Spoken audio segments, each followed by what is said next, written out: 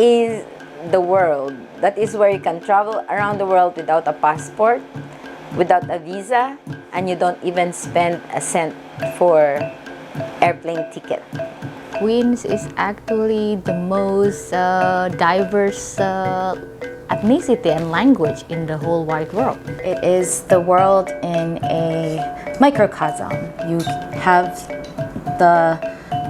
walking around Queens, you can see people of all different religions and different languages and different cultures just within a few blocks of each other. You just have to walk a lot, sit, talk to people as if you know their language. When you meet somebody who looks like a Nepal, say Namaste, or who looks like me but dressed like a Tibetan, so you'll say Tashidelik. They still bring their culture in their daily life, even the food, for instance, the languages, and then the way they act, like the way they socialize between them or toward other people. I think. Well, Queens is where they have the communities of people who have created a life for themselves in America. So our family lives in Jackson Heights, and some people call it Little Bengali. And it's melting pot because everyone comes here looking for a better life, and they are able to find a home away from home while they're here. In a matter of seconds, you greet the world.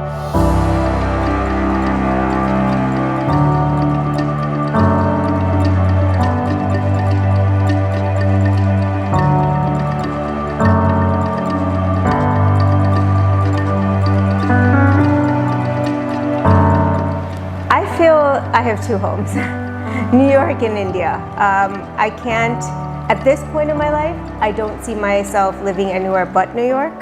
But when I get older, I definitely want to move to India again. I just like the culture, the ease of life, and I just want to be with my people.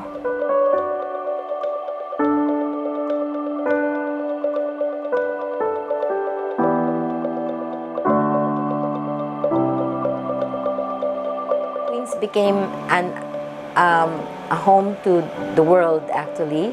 I think the most diverse ethno-linguistic area of the world is there, and because of that diversity, it makes Queens a very vibrant community, and the most colorful community, and a community where if you want to know about Rama and Sita, you don't have to go anywhere, just go to a mandir near your house.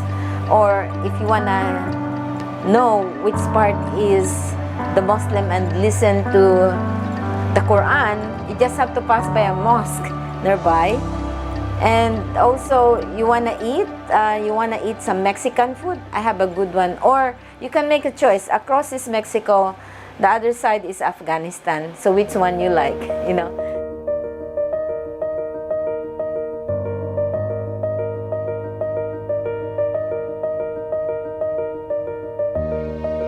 Kindingsindaw has contributed a lot to the multicultural society of Queens. We align ourselves with the Nusantara people. Nusantara means we go back to the heritage of Sriwijaya Empire, so that means you connect with the Indonesian. In fact, I go to the Indonesian masjid for prayers and also for Ramadan and all the festivities.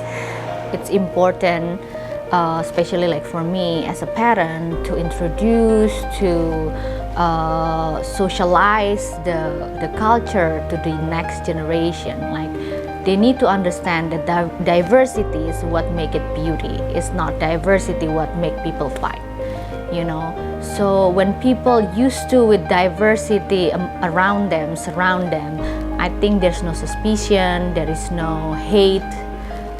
Everybody will live next to each other in harmony, you know.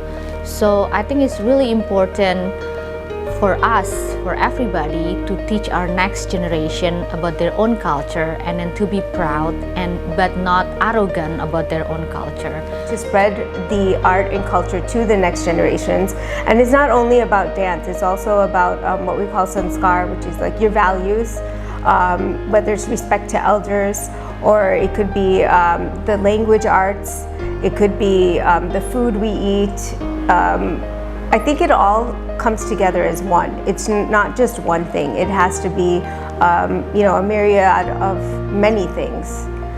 Share with everyone, even like as simple as just offering food, your traditional food to your neighbor, so they know, that we're not as scary as what people think, especially like become a Muslim Indonesian, people think extremists or things like that.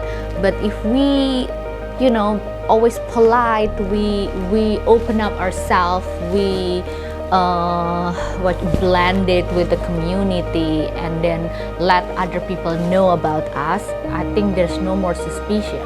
Like I said before, diversity is actually the beauty of community, not become something that you need to scare about, But most of people nowadays, they don't realize that, so it's become like block of community that is actually need to be erased.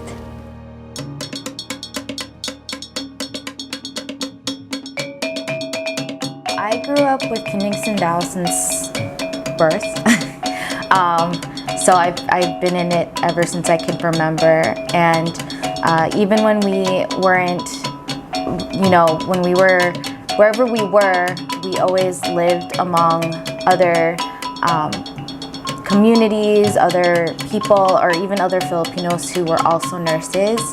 And kindingsindaw at the time in the early stages was almost like a place for children to come learn and play and immerse themselves in the cultures of the Philippines.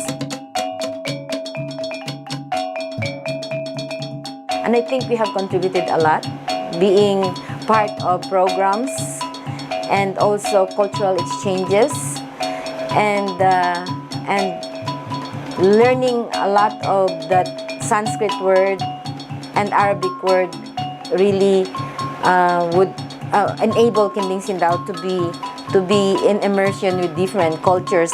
But it's also opening their eyes to other cultures and seeing that, like we were discussing before, that there's so many similarities, and we just have to explore in order to see them.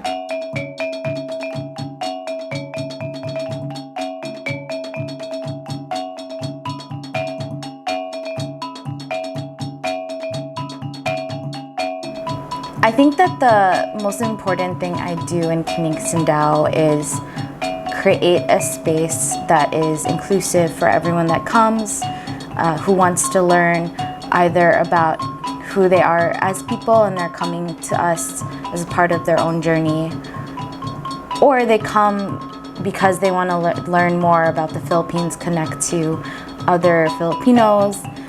And then when they come, I am always championing the education of our members and building solidarity for them to understand the importance of their voice that they're lending to our work, to carry with it empowerment for all the Moro and Lumad and indigenous peoples in the Philippines. My idea of home is wherever my family is, wherever my loved ones are, and where I contribute the most. And so in that sense, it's a state of mind. I'm always living from day to day, serving my community and thinking about how to better improve the world for everyone. I think that that's my home. Well, I like the idea that it's about family, and I know like the Meranao culture itself is a really big thing about family. It's about generations, and even in my own education, even apart from familial education, it's a big part of what I feel like, because even growing up in a culture that's not strictly like the Meranao culture because I grew up in America, I'm glad I can still have that connection to the idea of salsila and family and the Meranao culture. It has always been a way to continue to connect to your identity and understand better where your parents are from, why they came here to bring you a better life and to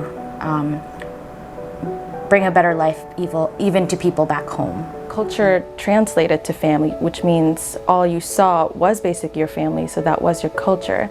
But with I guess like globalization and the world kind of getting bigger with connections, salsila, it still means family, but more in the sense that it doesn't have to really be your blood. It can be someone you share the same values with, and I guess culture, even though there's a greater distance in between.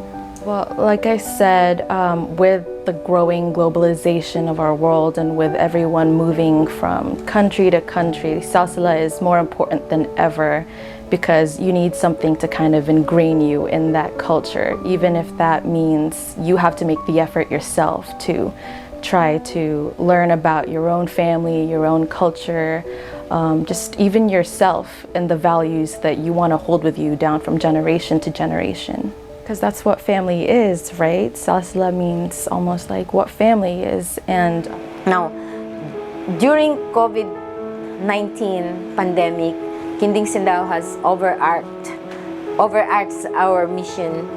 I am a frontliner, and at the same time, Kindingsindaw did not leave our program. We transformed it into a virtual program, into Zoom. We continued our classes, even had our Rinayung program into virtual, and it even opened borders because we're able to get speakers from different parts of the world. There's a little bit of mix in the mentality. The first thing that a lot of people will say, not everyone, is that, oh, classical dance is boring. And I think that goes for ballet, for almost any classical dance. The general public who hasn't seen what it really can be will first say, oh, it's boring, without knowing. But then they come and they learn, and they really see a different side of it that they haven't. And over the years now they're seeing that, okay, we can use it this way, and they're very excited. Queens is beautiful because there's so many opportunities for that. There's a lot of vibrant cultural arts happening in Queens that carry with it the stories of all these different people. We showcase ancestral art from legends, epics, and myths, that storytelling through dances, and so storytelling which is coming from the different indigenous people in the Philippines. For example, Maguindanao dances, and Meranao dances and chant. We have the Tiboli, we even have the Bukidnon, we have the Iranun, we have the Tausug, we have the Yakan. So we teach the dance. Actually, it's the tradition bearer who teaches the dance, and then teach the way the wardrobe has to be worn, and the meaning of the design of that wardrobe and why it is being worn is more than just the dances, but also it becomes life by itself, because it carries all the other practices, the weaving practices, the jewelry making, the bead making, and even the language expression and all the way it is being chanted, being transmitted or delivered as a ritual, as an entertainment, or really as part of the everyday culture of the people. Like, for example, sa Meranao, we wear landak, and if to identify that it's the Meranao art that we are relating to people. I'm kind of impressed. I'm kind of also upset that I wasn't even like I was born too late, so I couldn't be the one to start that. But I'm also like really happy that, you know, I get to learn from someone who was trying to preserve that culture. It's important because with like other languages, other cultures, they're losing like the members, like I said, and so trying to preserve that is very, very important.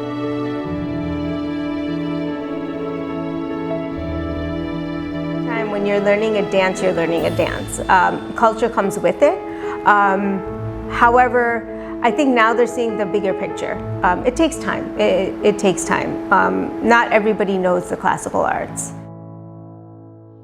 Growing up in a culture where assimilation is a sign of success, I'm with kindingsindaw to reconnect with my culture because I've learned that being successful requires being able to bring your culture to the next generation. I wanted to know more about myself, my heritage, my background.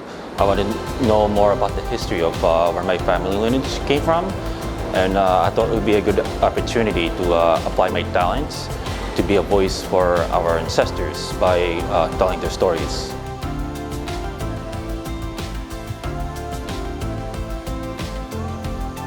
Growing up here in New York felt very detached, and I did not get that history, neither from my parents or anyone else. And when I met Potri, I felt very close to what she was teaching because it was part of performing arts, and I was already a performing artist and a dancer at the time. I was pretty surprised that I was able to learn about the unwritten history, the struggles of the people of Mindanao, and I'm very grateful to Putri and Malaika for teaching me so much.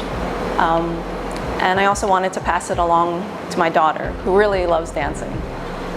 I wanted to help propagate the culture of Mindanao and our people. I'm really helping out with music and with the dances and with propagating the tradition more than anything. And through my movements and performing with kindingsindaw, I get to celebrate my Filipino culture and preserve the indigenous culture in the Philippines. Salsila means genealogy. It means your heritage and the history of your people, your community, and your own lineage. Learning about the culture really helped instill a lot of that pride that I felt was lost. Universally, we all should know really where we came from to understand how we relate to each other, to other communities, to other peoples, is first to know yourself. Being with kindingsindaw has helped me connect and give back also to the culture that has been marginalized. This is what I do, and I love it.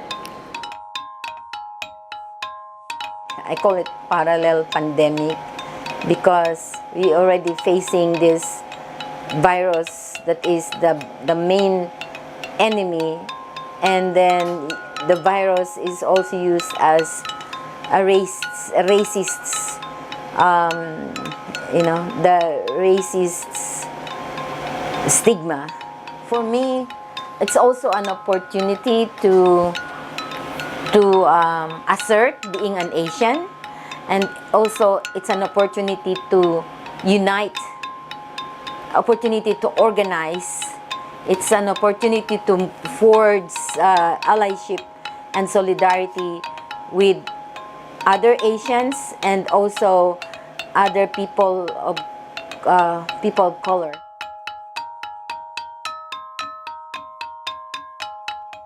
I think the challenges with trying to preserve traditions is the fact that you are in a foreign country and it's very easy to assimilate, or not very easy to assimilate, but you're always having that pressure to do so. And so people might want to, adopt those cultures to something else, and the danger becomes it changing its meaning. And so a big challenge for me is always thinking why are we doing what we do? Who are we doing it for? and who benefits from dances and performances where we get a lot of social media clout or it's always very publicized.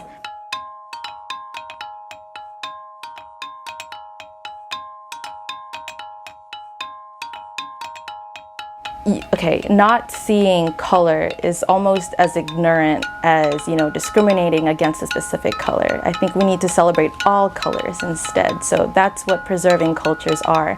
That doesn't have to mean just the Meranao culture. It could also mean other indigenous cultures in multiple countries. So I really stand by Kindingsindaw's mission.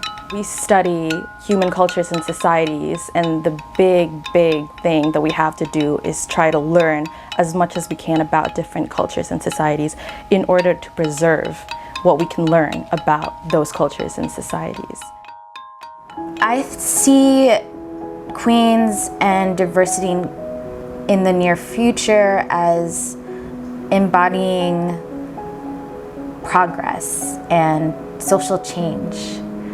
You have the most vulnerable populations in Queens whose art is an expression of their resilience, but more so it is where people congregate and build community. And so if there's issues in Queens, whether it's recovering from a pandemic, whether it's being unemployed, our cultural values and our art is what carries us forward, and Queens, of all places, has the possibilities are endless for that because of the diversity that we have.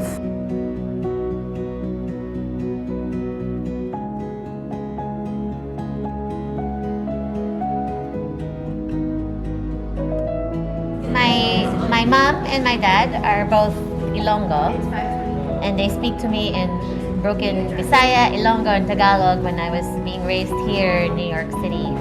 So my parents came here in New York, 1982.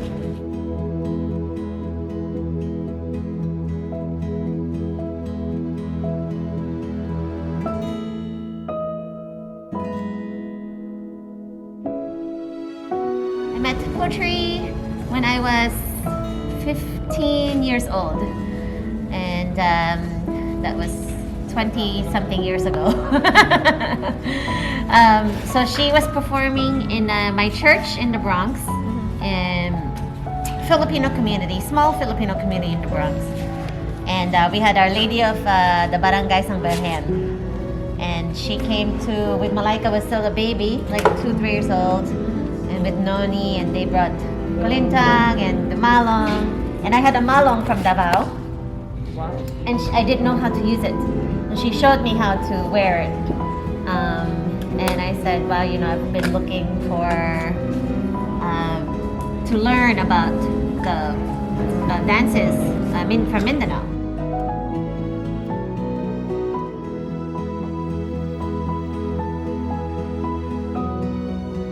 You see, if there's no diversity, the world must be very boring.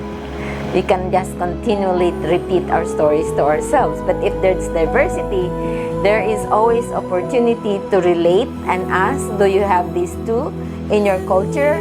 And if so, what is the similarities? And let me see what kind of bead design do you have? What does it mean? Does it talk about nature in your place? And this is how our beadwork works. This is how weaving works. It is so beautiful, in Queens, you don't have to go to university, actually. You don't have to get student loan to learn what is the world. If you're just creative enough to relate to the diversity of Queens, that is where world history, world culture, world politics can be studied. And of course, there's a call for that if we can forge, again and again, I will say, if we can forge collective relationship with the diversity, then it can be very, very powerful. And for me, I think cultural cultural revolution, cultural liberation will start in Queens, actually, in the most beautiful, peaceful. The word peace actually has a price, no? It has to undergo an exchanges of opinions.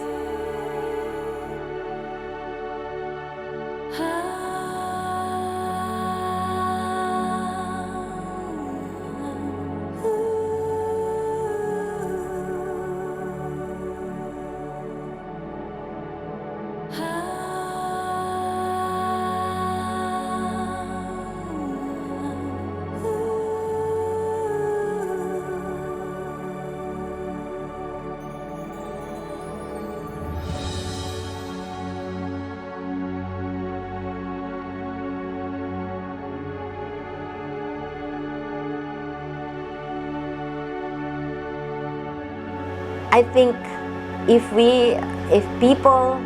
the diversity in Queens will be able to converge, then we start the change here.